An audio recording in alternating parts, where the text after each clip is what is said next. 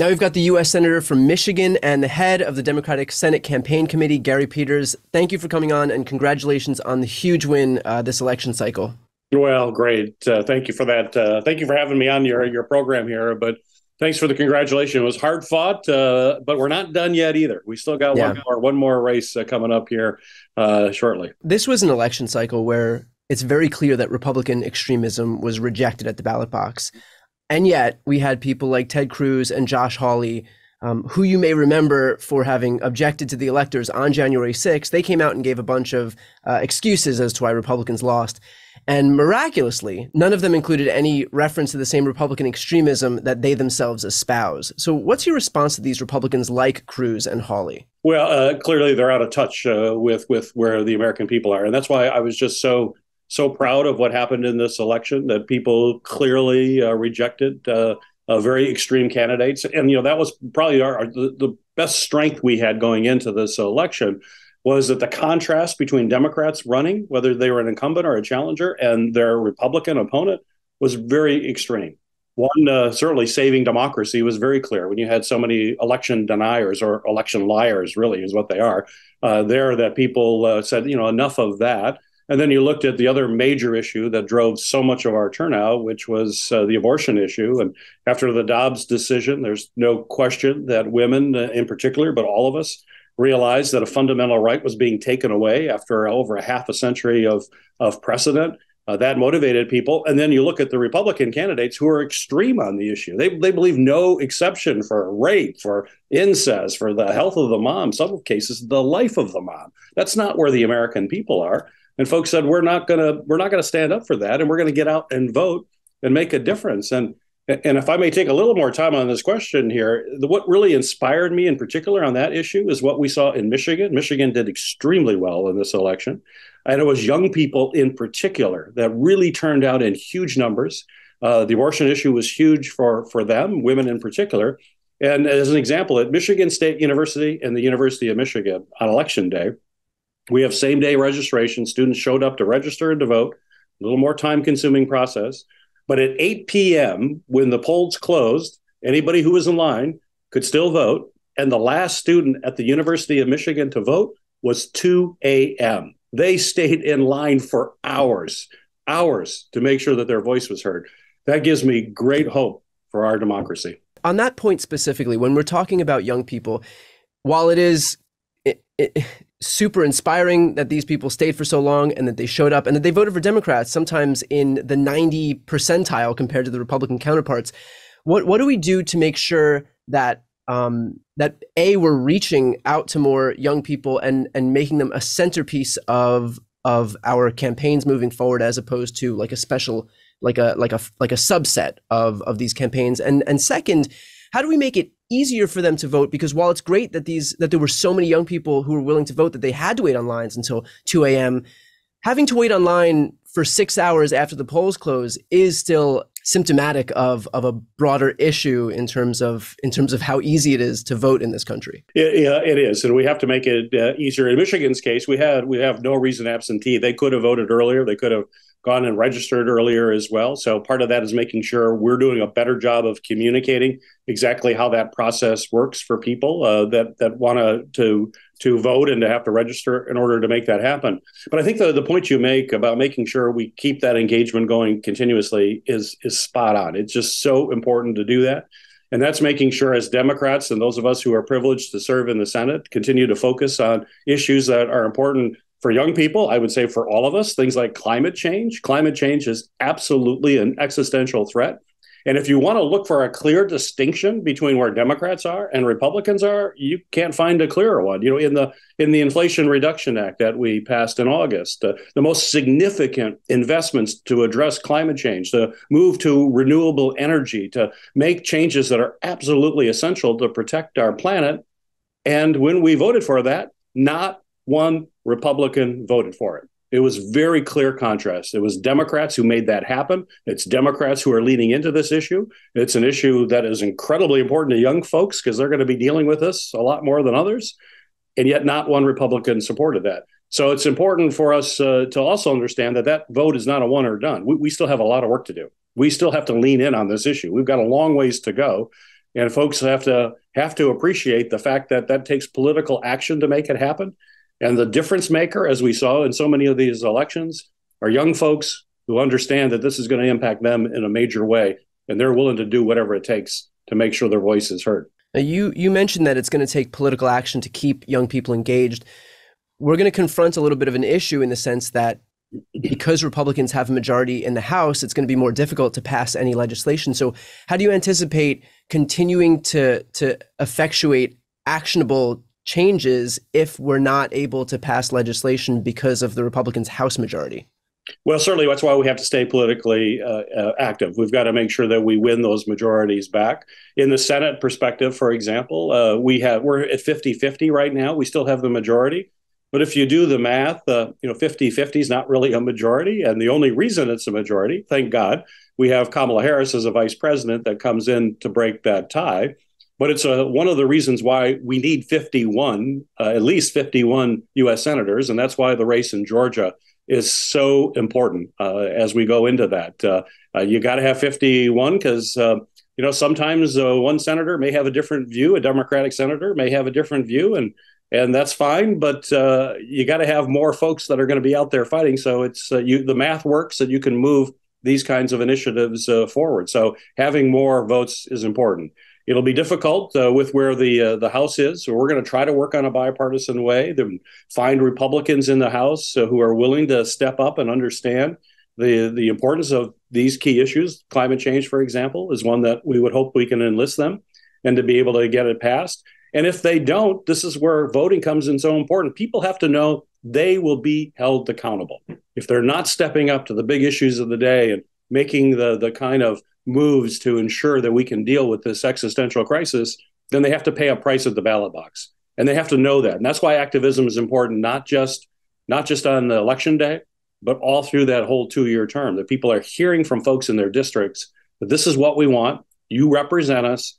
You'd better help us on an issue that is critically important. And if you don't, we're going to come out in force to make sure we do elect someone who shares our values and shares our views. Heading into this election cycle, everyone was basically at each other's throats over whether we should talk about economic issues or abortion, inflation, crime.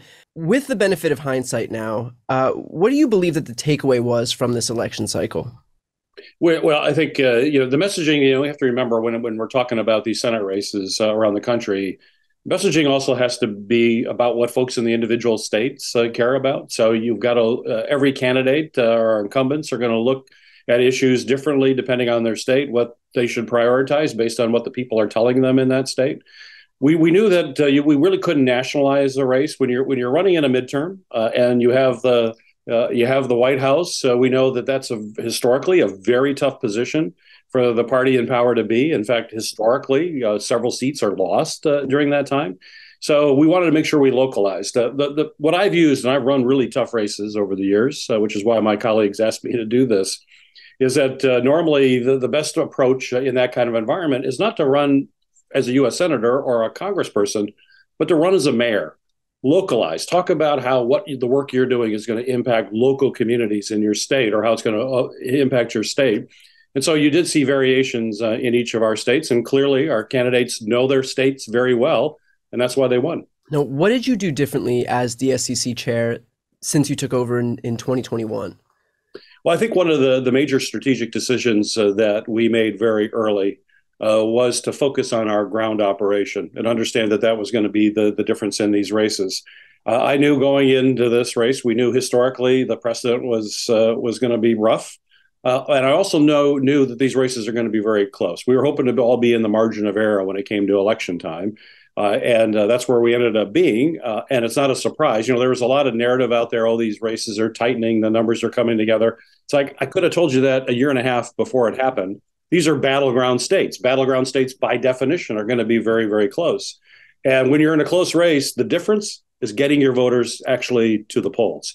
A ground operation is critically important. We put substantial resources in with our incumbents and our challengers in our key states. And in fact, I think the first time in modern history at the DSCC, we put more money into ground and field than we did into independent expenditures that would have been the television ads. Television ads only go so far.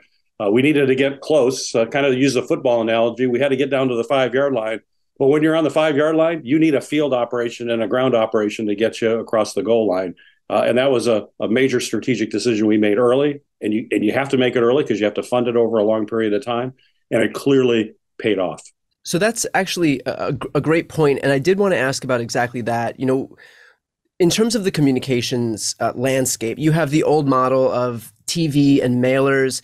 I'd assume that in some ways that's obsolete. So what's the priority moving forward in terms of the most effective way to reach people, the most effective communications method? Well, it's a complicated answer to that question because there's so many ways to communicate now. So the key is you have to be in a lot of areas.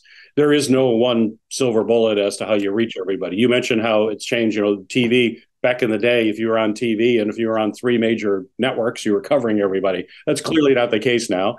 Folks aren't watching TV. You still have to do TV ads, but you have to have a very robust digital program.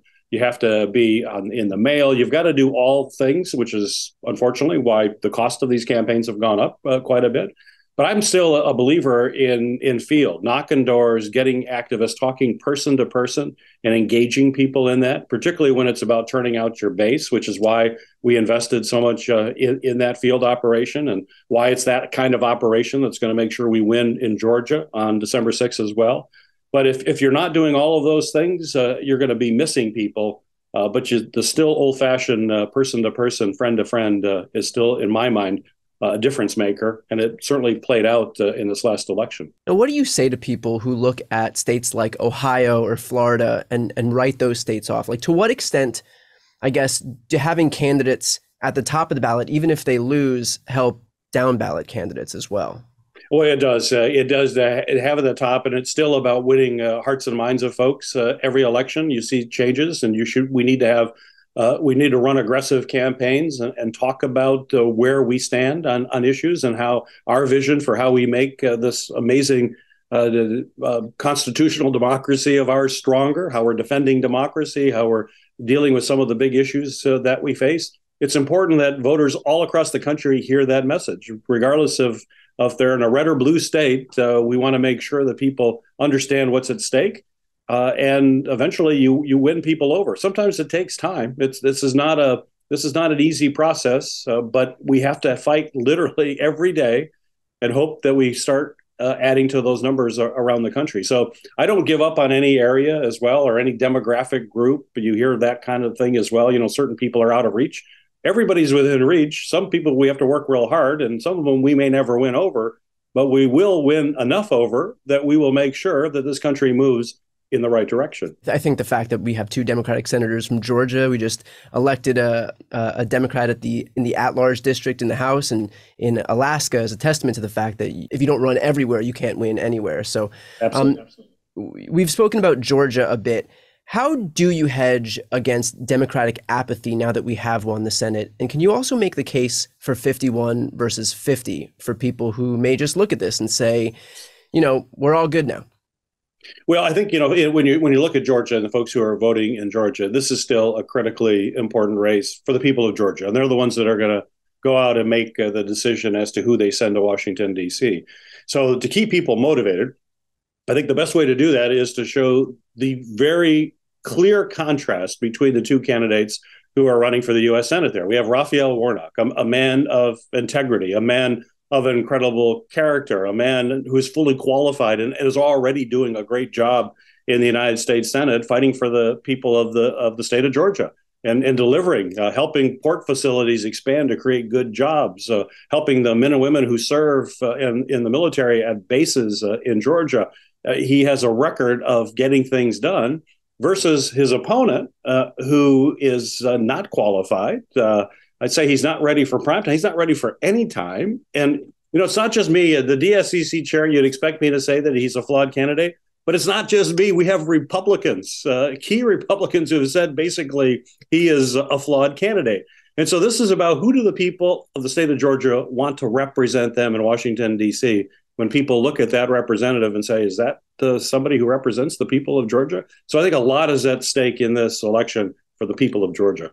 Now, what's going to be a top priority of the Senate since we retained our majority there, but we'll lose a House majority? Well, we're going to continue to fight for the things that we care dearly about. We've already discussed climate change, which will continue to be a part of what we're going to deal with. But we also have to deal with bringing down costs for families as well, and hopefully get Republicans to join with us on those issues. In August, for example, we passed legislation in that Inflation Reduction Act to reduce the price of prescription drugs, an item that continues to go up at a rate greater than the inflation rate. And now finally, Medicare, for example, can negotiate with drug companies to get a lower price for people. And that saves money for folks when they're struggling right now with rising costs. And here's another example. In that bill, it's the same thing. Democrats stood up to pharmaceutical companies and the big drug companies to lower the price for families of prescription drugs. And not one Republican voted for that bill. Every Republican voted against it. So if you want a clear contrast for people, who stood up for the American people? Democrats. Who stood up for the big drug companies and pharmaceutical companies? It was Republicans. That was the same Republican Party, by the way, who spent the last few months wailing about how Americans aren't able to escape out from under the high costs that they're dealing with right now. So the ultimate irony there. It exactly was. And in fact, it was fully paid for, actually reduced the deficit, which that also is anti-inflationary. They voted against it. So they did not put their action behind what the stuff they were saying. Okay, now let's finish off with this. And I hate myself for asking this, but looking ahead to 2024, the Senate map is pretty brutal. We're defending seats in Montana, Arizona, Nevada, Pennsylvania, West Virginia, and Ohio. And on the Republican side, meanwhile, I believe that the most flippable seats are in Texas and Florida. So not exactly a home run on that end either. What's the plan to hold on to these seats as we look ahead to that midterm cycle? Well, that's another reason why it's important to get 51, why we have to have Georgia as well. You got to have a little bit of a cushion, bit of a buffer. When you go into that. You have a cushion and try to what we're doing now, but it's important. This seat's really critically important going forward. But there's the plan to go forward will be defense. We always look at offensive opportunities, but we'll do defense. And I'll say the plan will be like a lot of what I was engaged in at the DS this time. And my focus as the DS chair was first and foremost to bring incumbents back. That's our number one job. We try to pick up extra seats if we can, but it's really about bringing our incumbents back is always top of mind and the number one priority. And I knew in this case, if we brought, especially the four that we were most concerned about, Georgia, New Hampshire, Nevada, and Arizona, when we did that, we were still at 50. Now we've picked up Pennsylvania, which is great, but we knew if we held those four, we would still be in the majority. So we did the things that we've talked about. We built an elaborate ground campaign to get the vote out. We made sure the messaging out there was showing a clear contrast as to what was at stake in the election. We had great candidates. We have great incumbents running in 24. And I suspect the Republicans are going to put up a lot of folks, too, that are going to be seriously flawed. So I think a lot of the playbook that we used this time can be used again. The difference, of course, will be it's a presidential year and you've got different dynamics related to the president. But I'm confident we can hold this majority, but we have to stay engaged. And that goes back to what you brought up at the beginning. We can't be thinking about getting involved in 2024 in the summer.